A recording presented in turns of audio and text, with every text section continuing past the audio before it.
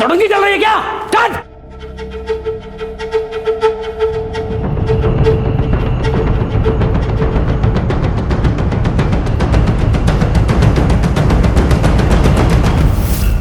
तूने इतना जोर से उसे क्यों मारा? कहीं उसके चेहरे पे ज्यादा चोट लग जाती तो? गुस्सा आ गया था मुझे। वो सही कह रही है वो। ये बात अगर शुक्ला साहब को पता चल गई ना तो किसी को भी नहीं छोड़ेंगे। तू क्या सोचता है नागेश? तू नहीं बताएगा तो मुझे मालूम नहीं पड़ेगा।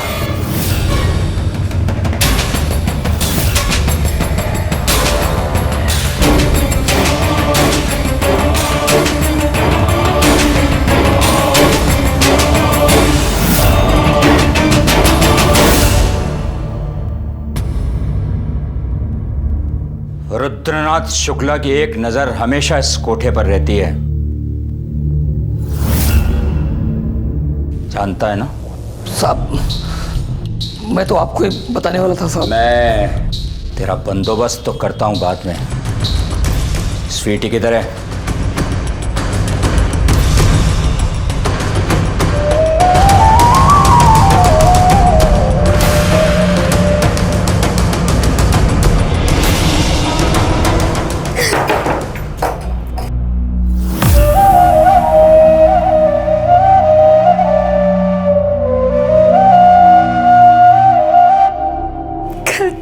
शुक्ला साहब,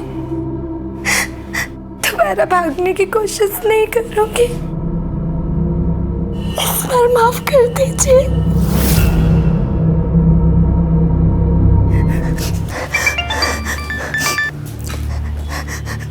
हेलो, कितने बजे? नहीं नहीं नहीं, मैं आ रहा हूं, अभी आ रहा हूं। धर्म, गाड़ी निकाल।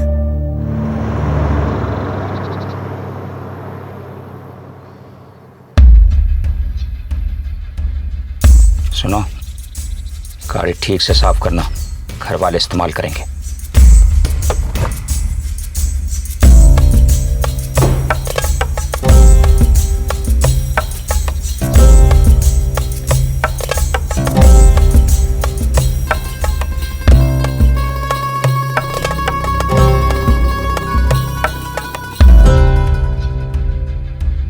क्या हुआ?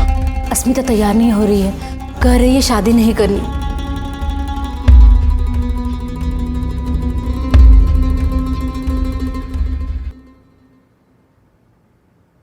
क्या हुआ बेटा?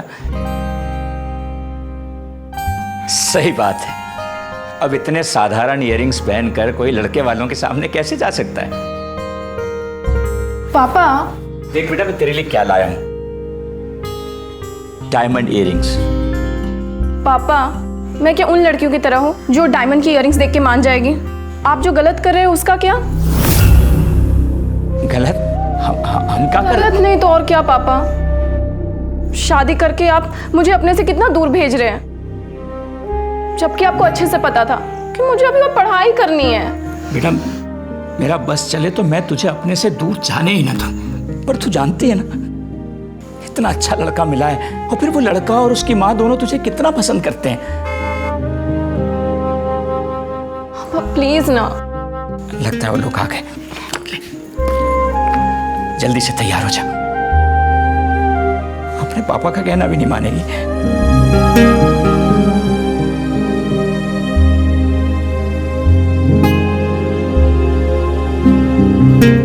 हमारे आसपास रहने वाले लोग जो अपने परिवार और अपनी दिनचर्या से बिल्कुल साधारण सामान्य दिखते हैं, उनमें से कितने लोग ऐसे हैं जो रुद्रनाथ शुक्ला की तरह मुखौटा पहने हैं, एक दोहरी जिंदगी जी रहे हैं। जो शख्स बाप के किरदार में अपनी बेटी से बेइंतहा प्यार करता है, वही शख्स अपनी बेटी की ही उम्र की दूसरी लड़की को ऐसी दर्दनाक सजा देने के बारे में सोच भी कैसे सकता है?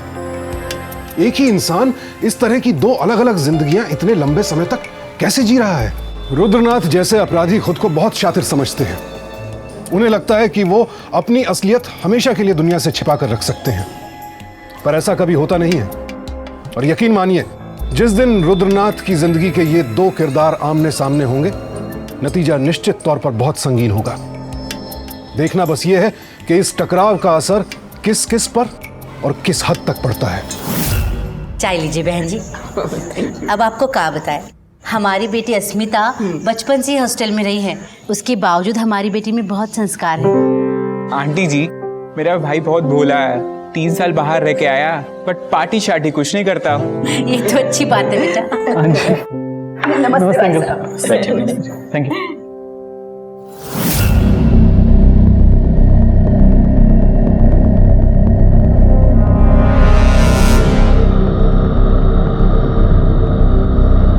और बेटा आप क्या कामकाज करते हो? पढ़ाई पूरी करने के बाद एक एमएनसी ज्वाइन किया।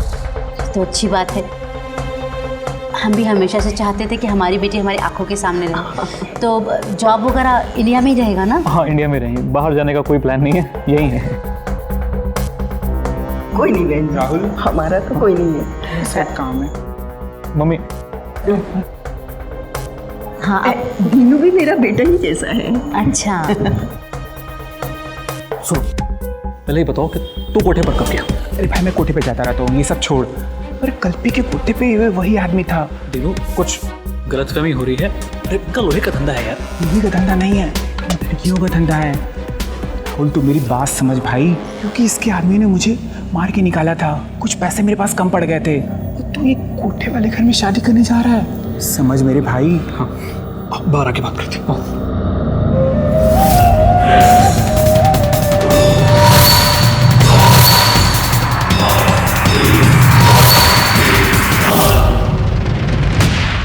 बिना कुछ कहे ऐसे अचानक कैसे चले गए? इतने दिनों से रिश्ते की बात हो रही है और राहुल को अस्मिता पसंद थी ना। अच्छा ही हुआ चुपचाप चले गए, वरना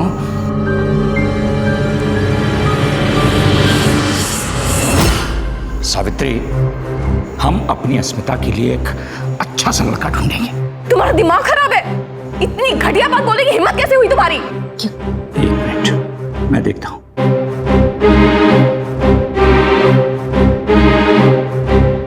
क्या हुआ? और राहुल, तूने फोन किया था राहुल को? हाँ पापा, मैंने उसको फोन किया था। मुझे जानना था ऐसे ऐसे क्यों। और उस लड़के ने मुझसे इतनी गंदी बात कही कि मैं आपको क्या बताऊं। बेटा यही कहा होगा ना कि मैं चोर हूं। कोई और रिश्ता मिल गया होगा जो हमसे ज्यादा दहेज दे रहा होगा। सब बहाने हैं। नहीं पापा, उस लड़के ने मुझसे इतनी गंदी बात कही कि मुझे बोलने में भी शर्म आ रही है। उसका दोस्त वो दीनू, वो कहता है कि मेरे पापा की कमाई लोहे से नहीं, लड़कियों का काम करते हो आप, कालपी में। इतने घटिया लोग हैं बताओ। अच्छा हुआ ना पहले ही पता चल गया। इनको ज्यादा मुंह लगाने की जरूरत नहीं है। पापा ऐसे कैसे जाने दूं मैं उसको? इतनी घटिया बात बोल के चले जाएंगे, क्या सबूत था उनके पास? कोई भी आके कुछ भी बोल के जाएगा क्या आपके बारे में? पापा ऐसे लोगों के खिलाफ हमें ना पुलिस कंप्लेंट करनी चाहिए। नहीं, नहीं नहीं बेटा, इतना सोचने की जरूरत नहीं है। चल चल चल चल चल।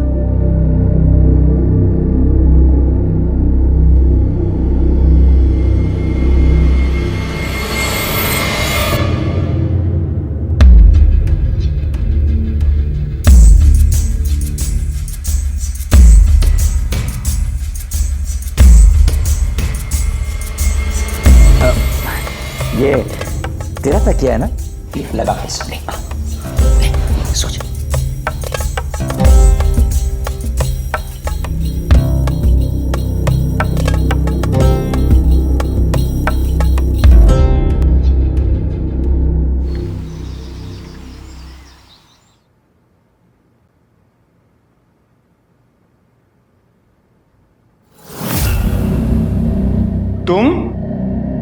तुम यहाँ कैसे? बताता हूं।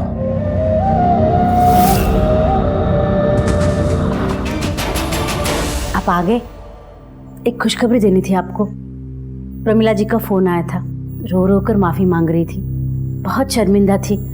मुझे तो कल रात तक भरोसा ही नहीं हो रहा था कि आज हमारी बेटी की शादी की तारीख तय हो जाएगी। होती कैसे नहीं? मैं गया था ना, अस्मिता से कहना कि अब गुस्से का समय नहीं है। एक किताब है, इसमें से जो जो चाहिए सब ऑर्डर कर दे। अस्मिता कुछ जरूरी काम से सुबह से बाहर गई है। जरूरी काम? पर गई कहाँ है वो?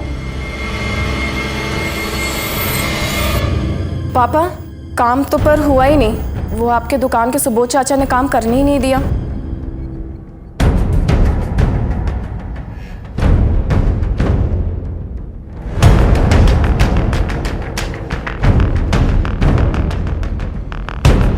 तू दुकान पर गई थी? हाँ पापा, मैं गई थी दुकान पर। सोचा था कि हिसाब की कॉपी निकलवा लूं, फेंक के मारती उस दीनू के चेहरे पर। बहुत कह रहा था ना कि आपकी कमाई कहीं और से आती है, तो बस इसलिए। पर आपके दुकान के सुबोध चाचा ने तो मुझे रेस्टे को हाथ तक लगाने नहीं दिया। ऐसे पकड़ के रखा कि क्या बताऊं। ऐसा क्यों पापा? क्योंकि गधा है वो। मैंने उससे कहा था कि किसी भी बाहर वाले को ये मत दिखाना, बस। और पापा, अगर कोई जबरदस्ती करे तो क्या आपने उसे जलाने को भी कहा था? आखिर ऐसा क्या था उस रजिस्टर में जो सुबोध चाचा ने मुझे दिखाने के बजाय उसे जलाना जरूरी समझा? क्योंकि लोहे का जितना काम है ना मेरा, वो तो सब नकली है। असली काम तो कोठा चलाना है ना। इसी सब का कच्चा चिट्ठा लिखा रखा था उसमें। वाह बेटा वाह, किसी बाहर वाले की बात पर विश्वास करके खुद के बाप पर शक करना। वाह, अच्छा है बेटा।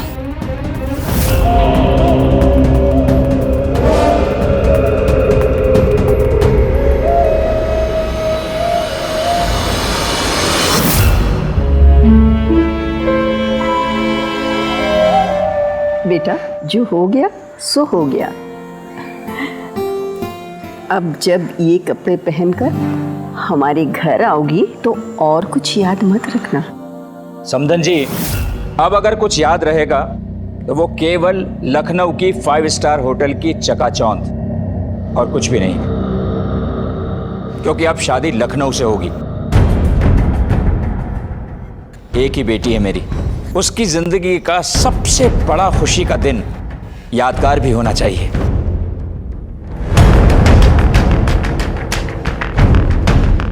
पर पापा, शादी हो लखनऊ से अचानक?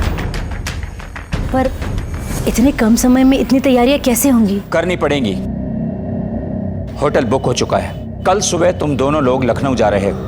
बाकी की खरीदारी वहीं से कर लेना। मैं यहाँ 2-3 दिन काम निपटा कर वहीं पहुंच जाऊंगा।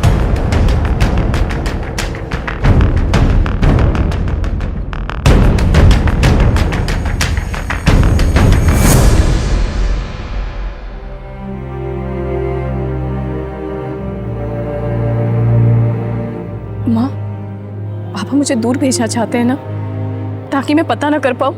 क्या पता करना चाहती है तू? वही माँ, जो पापा छुपाने की कोशिश कर रहे हैं। कहीं उस तीनों की कही हुई बात पर सच्चाई तो नहीं? शर्म नहीं आती तुझे अपने बाप के बारे में ऐसी बात करते हुए? अरे जिस आदमी ने तेरी शादी के लिए सारी दुनिया अपने सर पे उठा के रखी है, उस पे शक कर रही है तू? चुप, एकदम चुप। अरे तुझे क्या पता, तू तो बचपन से हॉस्टल में रही है, पर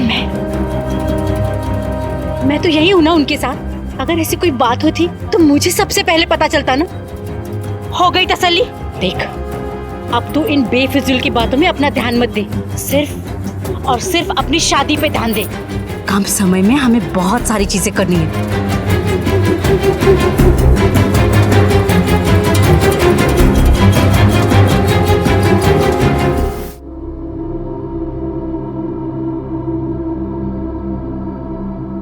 सुनिए जी,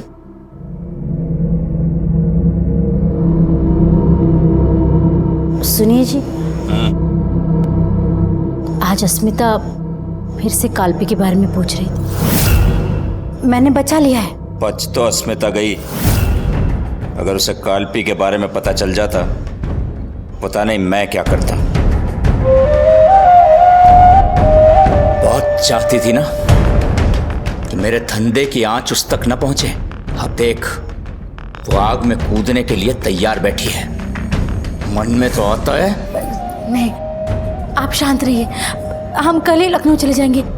आपको शिकायत का कोई मौका नहीं मिलेगा, बस कल तक की बात है। खुद एक बेटी का बाप होते हुए ये आदमी बिना किसी शर्म के अपनी पत्नी की जानकारी में लड़कियों से जिस्म फरोशी का धंधा करवाता है।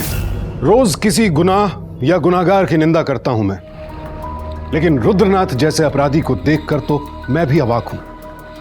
शब्द नहीं है मेरे पास। जहां ऐसे आदमी से घृणा होती है वहीं डर भी लगता है, और डर की वजह वही है जिसने इतने सालों तक इसकी पत्नी को खामोश रखा।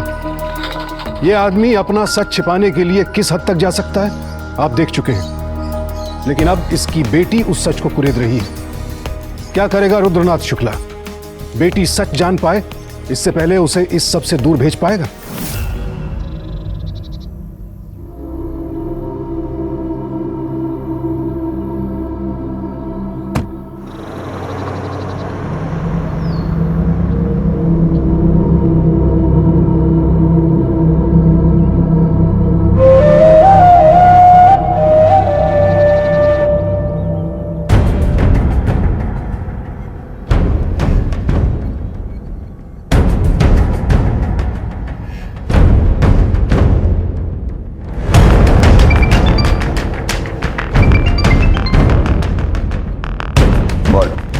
सब कुछ गड़बड़ हो गया साहब। वो तीनों की बॉडी जो तालाब में डुबाई थी साहब, वो ऊपर आ गई। कसम से साहब, कसम से साहब, मेरी कोई गलती नहीं है साहब। मैंने तो पत्थरों से बांध के डुबाया था साहब, पता नहीं कैसे ऊपर आ गई साहब। साहब वहाँ पुलिस भी आ गई साहब।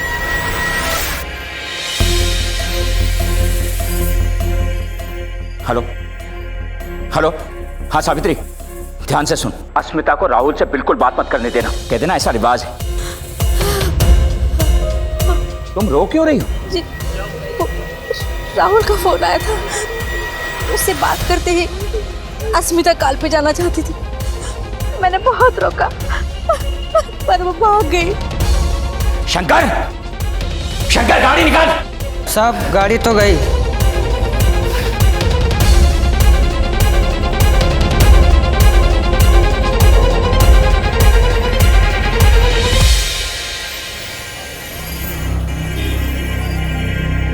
भाई साहब, आपको पता है यहाँ पे लड़कियों वाला कोटा कहाँ है? मैडम, अब कोटा ढूंढ रहे हो लड़कियों को?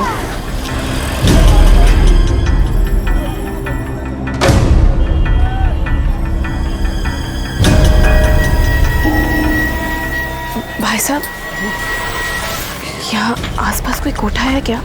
हमें क्या पता मैडम, टैक्सी वाले थोड़ी ना है जो पूरे शहर का पता मालूम होगा। भाई साहब। जी मैडम। कोई कोठा है क्या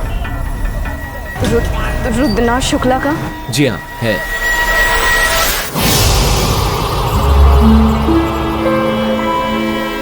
भाई साहब चलो।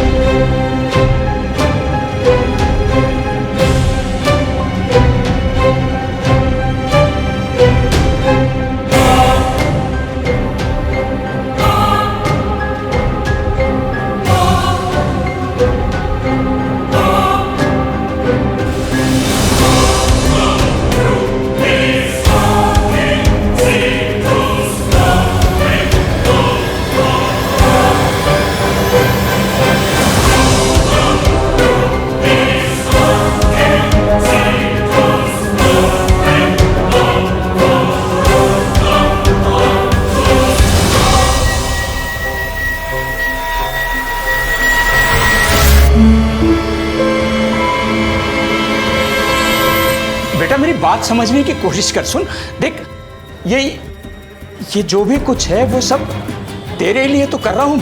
तेरी पढ़ाई लिखाई, तेरी शादी, छोटी बड़ी जरूरतें, सबके लिए तू समझ रही है ना?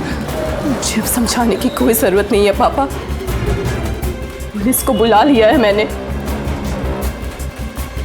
जो कुछ भी है आप उन्हें ही समझाइएगा। अपने पापा के लिए पुलिस बुला ली तूने? अपने पापा को जेल भेज देगी? पूरी दुनिया के सामने जलील करेगी उसे? क्यों? क्योंकि मैंने तुझे जिंदगी भर की खुशियां देनी चाहिए, यही सजा है मेरी।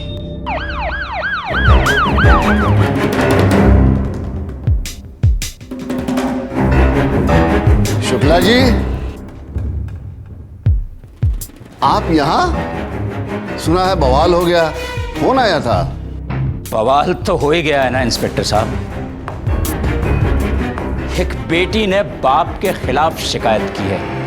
मैं कोठा चलाता हूं ना, तो ले चलिए मुझे, घसीट कर ले चलिए। सारा शहर तमाशा देखे, कम से कम खिल्ली तो उड़ाए। एक बेटी ने अपने बाप को पहली बार कोई तोहफा दिया है, लेना तो पड़ेगा ही। चलिए आइए।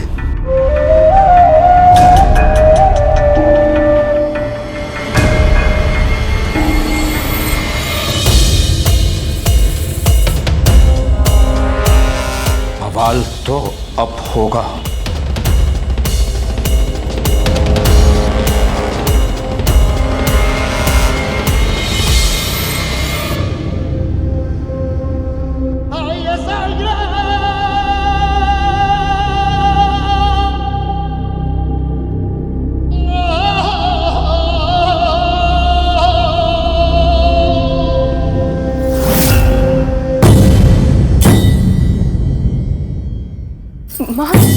माँ क्या कर रही हो ये सब? यहाँ से सीधे राहुल के पास चले जाना और उसे कहना तुझे यहाँ से कहीं दूर ले चले। माँ मैं यहाँ से कहीं भी नहीं जाने वाली हूँ। कितनी मदद करोगी आप उनकी इतने गंदे काम के लिए, और आज आप उन्हें बचाने के लिए अपनी बेटी को यहाँ से दूर भेज रही हो। हो क्या गया है आपको? मैं उन्हें नहीं बचा रही, तुझे बचाने की कोशिश कर रही हूँ।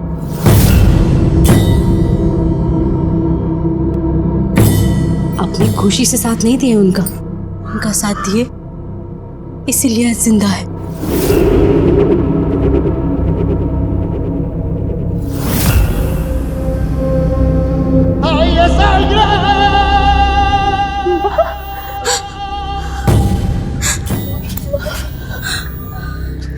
तुम असली रुद्रनाथ शुक्ला को नहीं जानती। वो अपने गुस्से में कुछ भी कर सकते हैं, इसीलिए कह रहे हैं तुम यहाँ से कहीं दूर निकल जाओ। चले जाओ यहाँ से, चले जाओ। तो चिंता मत कर,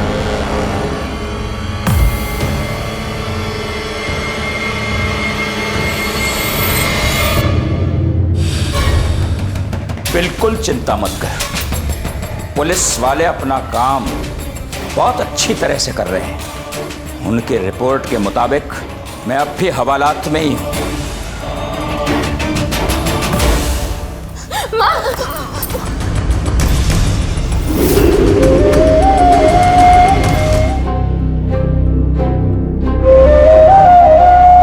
खोलना मत।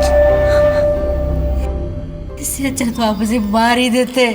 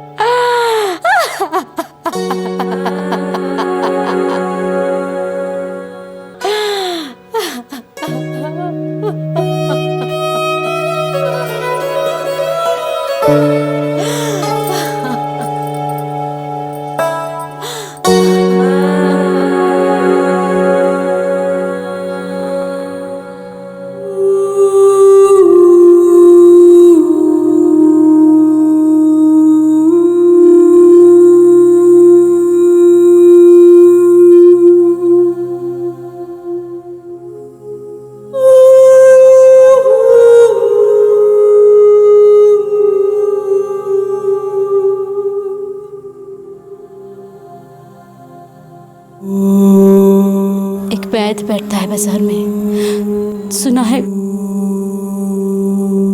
जहर मिलता है उसके पास। तू कहे तो मंगवा लो।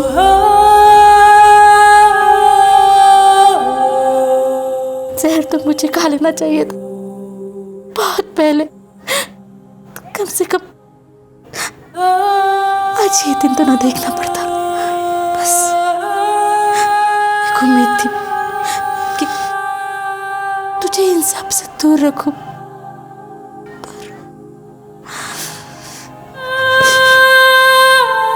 मैं भी ना आज एक उम्मीद लेकर ही जिंदा हूं। जहर नहीं, मुझे कुछ और चाहिए।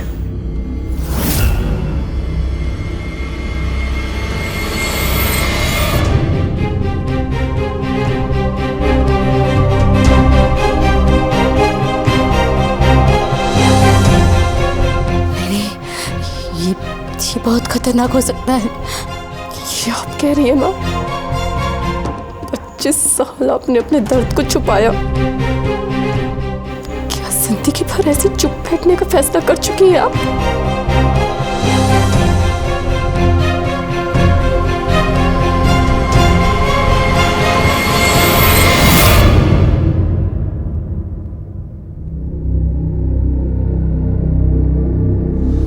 अरे क्या मनुष्यत फैला रखी है? चली गई, फिर से चली गई। डॉक्टर के पास ले जा रहे थे, लाल बत्ती, गाड़ी का दरवाजा खोला और मुझे तो बहुत डर लग रहा है, कहीं कुछ ऊंच नीच। सुबह मुझसे पूछ रही थी कि जहर कहाँ मिलता है।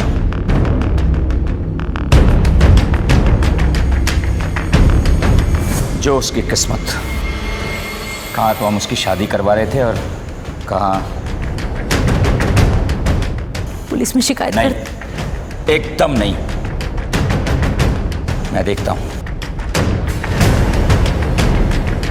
नागेश, 2 लड़कों को साथ लेके जाओ। अस्मिता और उसकी मां अस्पताल जा रहे थे, वहीं रास्ते में गाड़ी छोड़कर भाग गई है वो।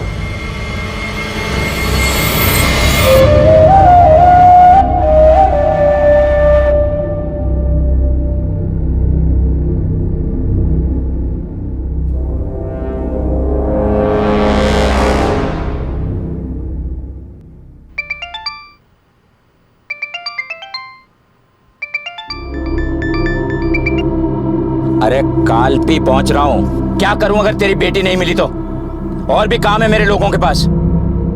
थाने चली जा, वहीं मिल जाए शायद। रिपोर्ट लिखवाने गई होगी फिर से। वो समझेगी तो है नहीं।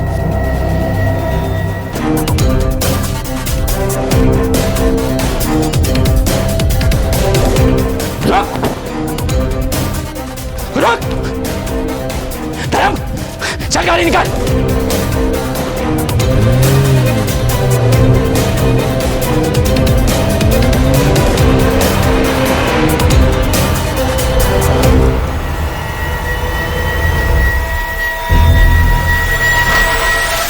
आपा, नागेश, धर्म, अरे काम मर गए सबके सब। आपा, आपा, कहाँ है नागेश? निकम्मा, एक लड़की को नहीं ढूंढ पाया 2 दिन से। वो लड़की मेरी जान की दुश्मन बनी हुई है। आपकी जान की दुश्मन? वो कैसे? मेरी गाड़ी रास्ते में खड़ी थी, दराती से मेरे ऊपर वार करने की कोशिश की उसने। वो दराती कहीं ऐसी तो ना थी?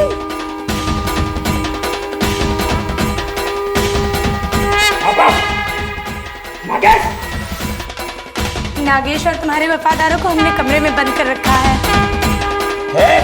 मैं कहता हूँ हट, हट।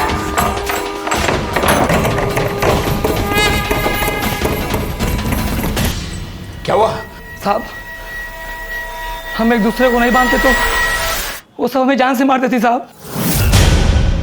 पर ये हुआ कैसे? हमें क्या पता था साहब कि आपकी बेटी आपा को मना लेगी और ये सब इतनी जल्दी इतनी तैयारी कर लेंगी साहब। मैं तो कब से आपा को मार्केट ले जा रहा हूँ। आप इधर सामान देख लो, मैं इधर देखता हूँ और जल्दी करिएगा, वापस लौटना है आपका, ठीक है? जल्दी।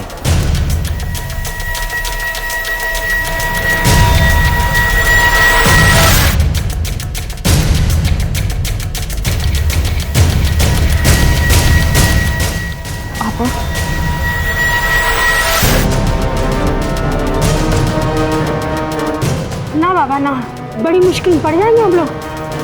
कहीं पकड़े गए तो सब के सब मारे जाएंगे। ये आप कह रही है? आप आज जो हम दोनों के साथ इतना भयंकर हादसा हुआ है वो कल को किसी और के साथ भी हो सकता है, और ये लोग ना कभी बदलेंगे और ना कभी सुधरेंगे। आप, मैं, हम सब इस कैद से आजाद हो सकते हैं, और इस डर से भी। बोलिए आपा, अगर हम सब मिलके। देख, मेरे पास खोने को कुछ नहीं है। अगर ये दराती उठ गई तो समझ लेना। ले, बांधो एक दूसरे को, मैं कोट के रख दूंगी। बांधो।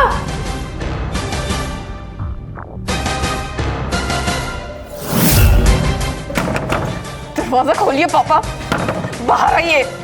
जिन लड़कियों के साथ आप इतने सालों तक खिलौनों की तरह खेलते आए हो, आज वही लड़की आपका सामना करने के लिए खड़ी है। निकलिए बाहर, बाहर आइए पापा, देखिए आके बाहर। ये सब स्वीटी की वजह से हुआ है साहब। साहब, स्वीटी वहां से भागी थी साहब। साहब, आप भी भाग जाओ साहब, इन लड़कियों में खून सवार है साहब।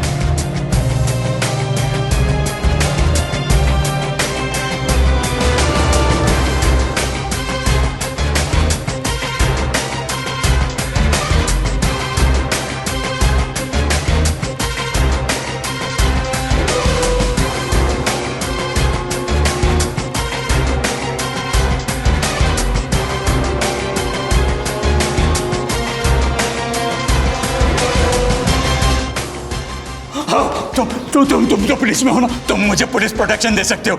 मुझे बचा लो, पुलिस प्रोटेक्शन दे दो ना। Police protection? मैं तो एक सिपाही दे सकता हूँ, उससे क्या होगा? अरे तुम बचा सकते हो मुझे, बचा लो।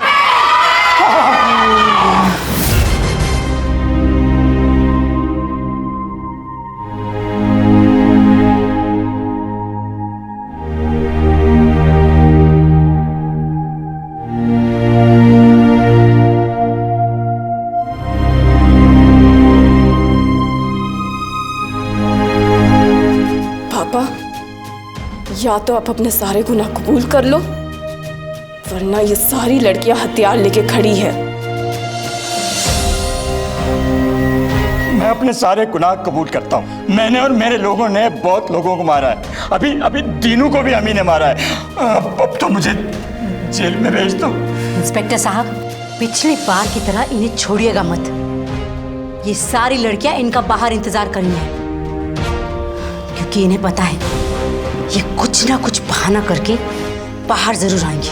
आप चिंता न करें मैडम, शुक्ला जी को उनके सारे गुनाहों की सजा मिलेगी। चलो, ले चलो इन्हें।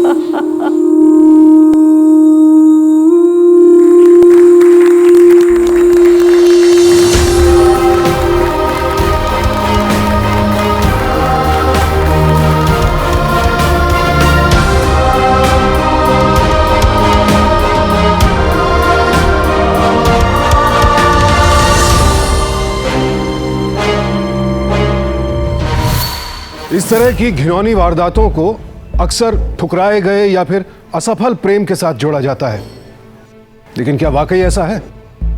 आंकड़े कुछ और कहानी बयान करते हैं। इस तरह की कुल वारदातों में से सिर्फ 41% वारदातें प्रेम संबंध की वजह से होती हैं। सच तो यह है कि रुद्रनाथ जैसे लोग ऐसी हैवानियत करने से पहले एक बार सोचते तक नहीं है, फिर सामने चाहे उनका कोई अपना सगा ही क्यों ना हो, और यह सब सिर्फ अपनी झूठी इज्जत बनाए रखने के लिए।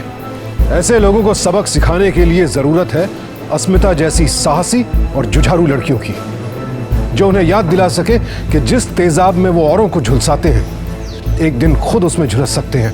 अपराधियों के दिलों में ये डर पैदा हो जाए, इतना ही काफी है, क्योंकि हमारी मंशा और कोशिश तो यही है कि किसी के साथ भी ऐसा ना हो, और इसकी शुरुआत की जा सकती है घरों के आसपास आसानी से मिल जाने वाले ऐसे खतरनाक रसायनों की बिक्री पर रोक लगवाकर, और रुद्रनाथ शुक्ला जैसे खतरनाक अपराधियों के सामने डटकर बिना डरे खड़े होकर। सावधान इंडिया।